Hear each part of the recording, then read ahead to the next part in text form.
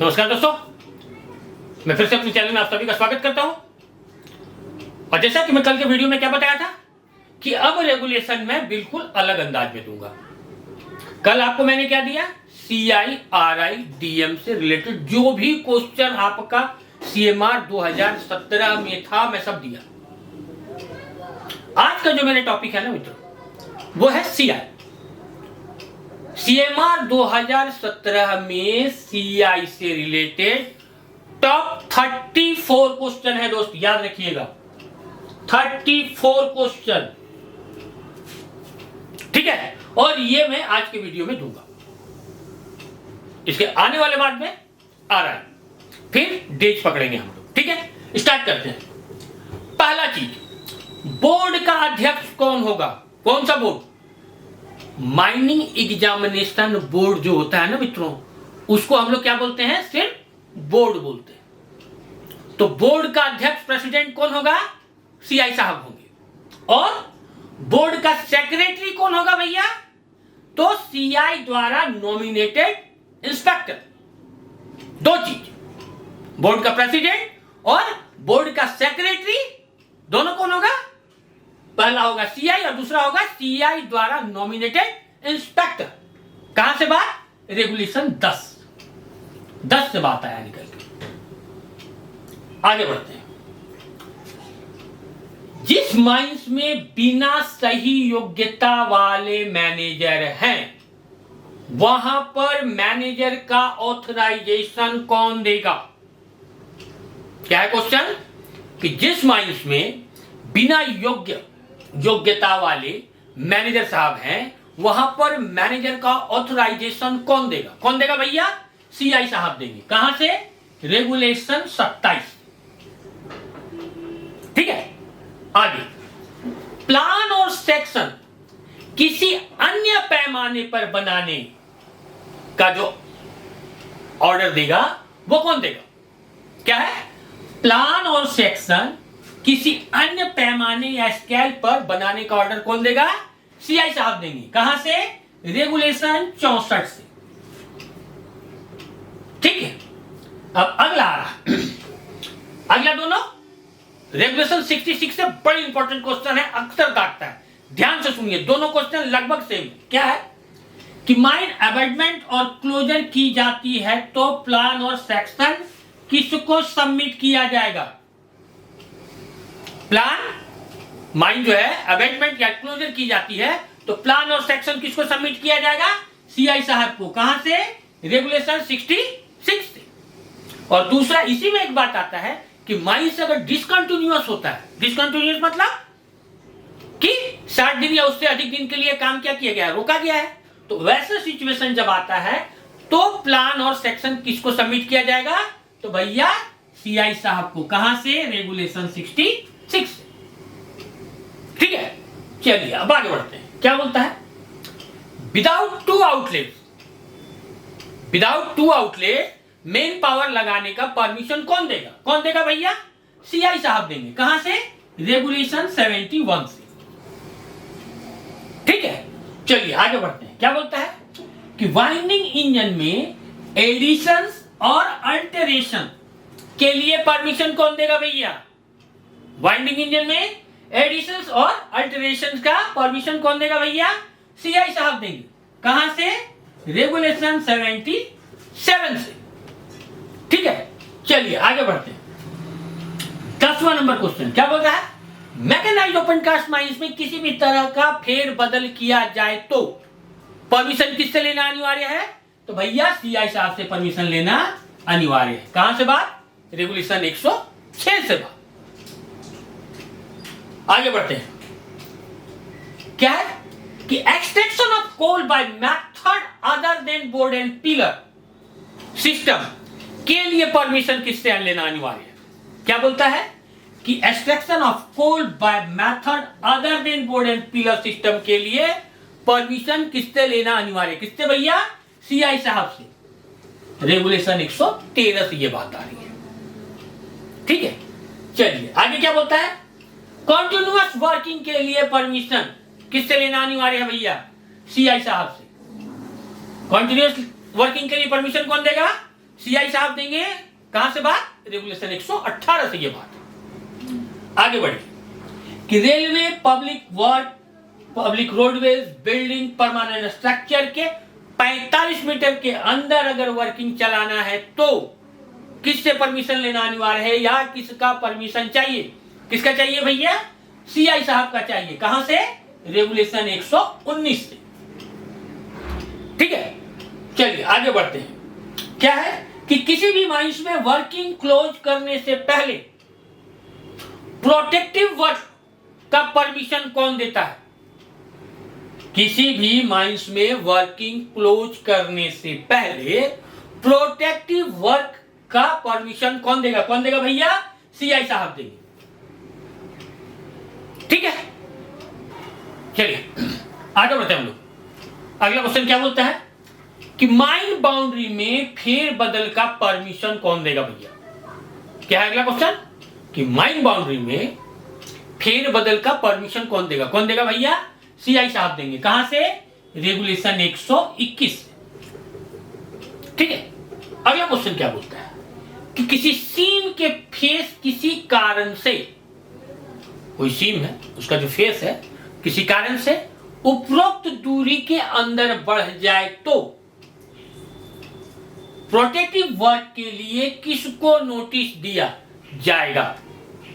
क्या है कि कोई सीम है उसका फेस चल रहा है तो एक जो दूरी है, जो लिमिट थी उससे थोड़ा अगर आगे बढ़ जाता है तो प्रोटेक्टिव वर्क के लिए किसको नोटिस दिया जाएगा, किसको नोटिस दिया जाएगा, सीआई साहब देंगे, माइन ऑनर को नोटिस देंगे। किसको नोटिस देंगे, सीआई साहब माइन ऑनर को नोटिस देंगे। कहां से बात आ रही है, रेगुलेशन 121 से ये बात आ रही है। ठीक, अगला सेफ्टी बेल्ट किसके द्वारा अप्रूव्ड होना चाहिए या अप्रूव्ड होगा। सेफ्टी बेल्ट किसके द्वारा अप्रूव्ड होगा भैया, सीआई साहब के साथ। कहां से, रेगुलेशन 131 से। अगला क्वेश्चन क्या है कि कोल सीम को गैस के विभिन्न डिग्री में वर्गीकृत कौन करेगा, है ना, first degree, second degree, third degree. ठीक है, तो कोल सीम को गैस के विभिन्न डिग्री में कौन बांटेगा भैया, सीआई साहब या अन्य इंस्पेक्टर। कहां से, रेगुलेशन 133 से, 133 से। ठीक है, अगर इनफ्लेमेबल गैस का पता लगाने, मापने के लिए प्रयुक्त यंत्र, उपकरण व प्रणाली किसके द्वारा अप्रूव्ड की होगी। क्या है, इनफ्लेमेबल गैस का पता लगाने के लिए प्रयुक्त यंत्र, उपकरण, प्रणाली यानी इक्विपमेंट, सिस्टम किसके द्वारा अप्रूव्ड होना चाहिए, सीआई साहब के द्वारा। कहां से, रेगुलेशन 133 से। ठीक है, चलिए अगला क्वेश्चन क्या बोलता है कि स्पॉन्टेनियस हीटिंग का इनिशियल स्टेज में पता लगाने के लिए, स्पॉन्टेनियस हीटिंग का इनिशियल स्टेज में पता लगाने के लिए यूज डिटेक्टर किसके द्वारा अप्रूव्ड होना चाहिए, किसके द्वारा भैया, सीआई साहब के द्वारा। कहां से, रेगुलेशन 137 से यह बात आ रही है। ठीक है, चलिए आगे, सेल्फ रेस्क्यूअर किसके द्वारा अप्रूव्ड होना चाहिए, किसके द्वारा, सीआई साहब के द्वारा। कहां से बात, रेगुलेशन 138। और ये पॉइंट एक जगह और दिया गया है मित्रों, 243 में भी दिया गया है, देख लेना एक बार। ठीक है, चलिए आगे, सीओ डिटेक्टर किसके द्वारा अप्रूव्ड होगा, ये भी आपका सीआई साहब के द्वारा होगा, रेगुलेशन 138। सेल्फ रेस्क्यूअर और सीओ डिटेक्टर दोनों सीआई साहब द्वारा अप्रूव्ड होना चाहिए। ठीक है, रेगुलेशन 138। चलिए अगला क्वेश्चन क्या बोलता है कि कोल सीम में स्थित वर्किंग प्लेस में जहां फ्री रेस्पिरेबल डस्ट 5% से कम है तो, क्या बोल रहा है, कोल सीम में स्थित वर्किंग प्लेस में जहां फ्री रेस्पिरेबल डस्ट 5% से कम है तो किस टाइप का डस्ट सैंपलर यूज किया जाएगा, किस टाइप का, सीओ द्वारा अप्रूव्ड डस्ट सैंपलर हम लोग इस्तेमाल करेंगे। कहां से बात, रेगुलेशन 143 से ये बात आ रही है। ठीक है, चलिए आगे क्या बोलता है, रिकवरी एंड एक्सप्लोरेटरी वर्क के टाइम में किस से इक्विपमेंट यूज होंगे? क्या है? रिकवरी एंड एक्सप्लोरेटिव वर्क के टाइम में हम लोग कैसा इक्विपमेंट यूज करेंगे? कैसा करेंगे भैया? सीआई द्वारा अप्रूव्ड सीओ डिटेक्टर और फ्लैम सेफ्टी लैब से। रिकवरी में एक्सप्लोरेटिव वर्क में कैसा इक्विपमेंट यूज करेंगे? सीआई द्वारा approved CO detector and flame safety lab. ठीक है, आगे इसका होगा रेगुलेशन 148। चलिए आगे क्या बोलता है कि डिफरेंट वेंटिलेशन स्कीम बनाने का परमिशन कौन देगा? क्या है अगला क्वेश्चन कि डिफरेंट वेंटिलेशन स्कीम बनाने का परमिशन कौन देगा? कौन देगा भाई साहब? रेगुलेशन 153 देगा। वेंटिलेशन डिवाइस पर्याप्त है या नहीं? किसी माइंस में, किसी फेस में वेंटिलेशन डिवाइस जो मेरा लगा हुआ है वो पर्याप्त है कि नहीं है, उसका निर्णय कौन करता है? कौन करेगा भैया? सीआई साहब करेंगे। कहां से? रेगुलेशन 159 से। अगला क्वेश्चन बहुत ही इंपॉर्टेंट क्वेश्चन है, हमेशा दागने दगाने वाला क्वेश्चन है, ध्यान से सुनो, कॉपी में नोट करो कि एक ही वेंटिलेशन डिस्ट्रिक्ट में 2 या 2 से अधिक एक्जुलरी फैन लगाना हो तो किसका परमिशन लेना अनिवार्य है? किसका लेना अनिवार्य है? सीआई साहब का। कहां से? रेगुलेशन 161। ठीक है, आगे बढ़ते हम लोग। क्या अगला क्वेश्चन कि माइन में ब्लास्टिंग के समय ammonium nitrate fuel oil use करना है तो क्या है? अमोनियम नाइट्रेट फ्यूल यूज अगर करना है तो किसका परमिशन अनिवार्य है? तो भैया सीआई साहब का। कहां से बात आ रहा? बात आ रहा रेगुलेशन 193 से, 193 से, कि अगर माइंस में ब्लास्टिंग के समय अमोनियम नाइट्रेट फ्यूल यूज करना है तो परमिशन किसका चाहिए? चीफ इंस्पेक्टर का। ओपन कास्ट ब्लास्टिंग में अगर डीप होल ब्लास्टिंग करना है तो परमिशन किसका चाहिए? सीआई साहब का। कहां से बात? रेगुलेशन 194 से ये बात आ रहा है। ठीक है, अब एक बड़ी इंपॉर्टेंट क्वेश्चन है, घुमाने वाला है, समझिए इसको कि यदि ब्लास्टिंग किसी पत्थर शून्य में, का पत्थर का कोई शून्य हो गया, दूसरा क्या है सिंकिंग शाफ्ट में कोल सीम के 5 मीटर के अंदर की जाती है तो, या एक सीम से दूसरे सीम तक कोल मेजर ड्रिफ्ट और स्टेपल पीट में की जाती है तो क्या है? पत्थर शून्य, सिंकिंग शाफ्ट में कोल सीम के 5 मीटर के अंदर, एक सीम से दूसरे सीम तक कोल मेजर ड्रिफ्ट और स्टेपल पीट में की जाती हो तो ऐसी अवस्था में किस प्रकार का एक्सप्लोसिव यूज करें? किस प्रकार का? सीआई द्वारा अप्रूव्ड टाइप एक्सप्लोसिव यूज किया जाएगा। कहां से? रेगुलेशन 198, 198 से। ठीक है, चलिए अगला क्वेश्चन क्या है कि डिटोनेटर किसके द्वारा अप्रूव्ड होना चाहिए भैया, या किसके द्वारा अप्रूव्ड किया जाएगा? किसके द्वारा? सीआई साहब के द्वारा। कहां से? रेगुलेशन 199, 199 से। अगला क्वेश्चन क्या है कि ओपन कास्ट ब्लास्टिंग में blasting in fire area in open cast, अगर ऐसा सिचुएशन है तो क्या है? Blasting in fire area open cast में है तो परमिशन किसका अनिवार्य है? सीआई साहब का। कहां से बात?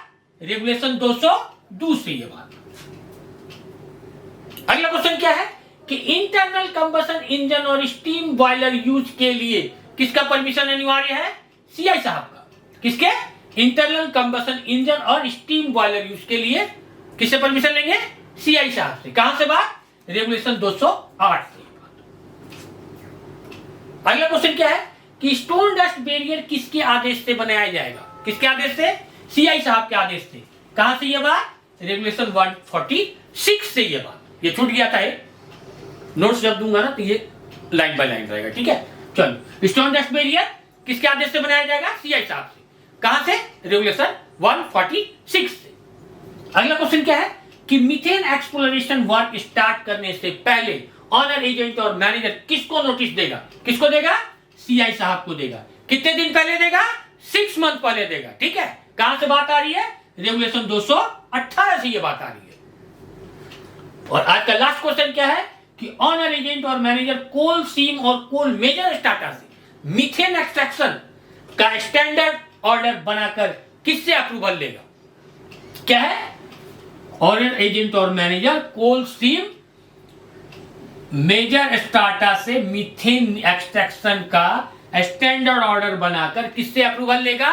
सीआई साहब से। कहां से बात? रेगुलेशन 223 के बाद। तो भैया ये हो गया सीआई रिलेटेड 34 क्वेश्चन।